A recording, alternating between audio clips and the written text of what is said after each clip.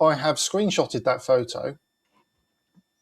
And what I'm going to do is I'm going to click and drag it into my photo here.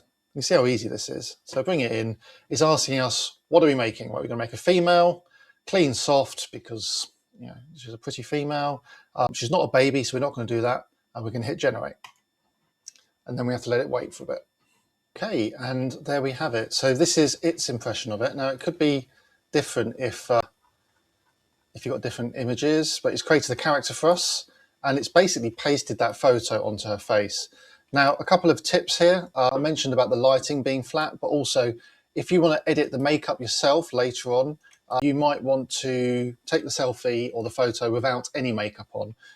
If it's somebody that wants to wear makeup, better to do that in the program. But you can see that Reallusion's actually done quite a good job of simulating this. Now, what's interesting is that in the photo, her eyebrows aren't quite at the same height because she's raising her eyes slightly, and it has simulated that onto the image. These are the sort of details that will get flushed out down the process.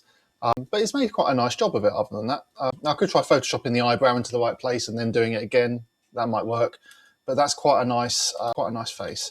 Now, the reason for going via this process rather than going straight into MetaHumans with this is because the character creator software will build you a 3D head, which you can take into MetaHuman later on to do the MetaHuman identity, which creates the shape of the face. It does that using the image that we've given it. So it's tried to simulate the shape of the face based on the image, and then it has accurately mapped the image to the head. It's taken a lot of the work out of the process. It's cleaned it all up. So just by adding that extra step in, it really improves the quality of the character you get in the MetaHuman. I found it works much better doing it this way. That's why we're using it. So now we've got the character downloaded, we're going to move on to the next stage, which is setting this all up in Unreal Engine. A whole new chapter in the process. So let's come out of Reallusion Character Creator.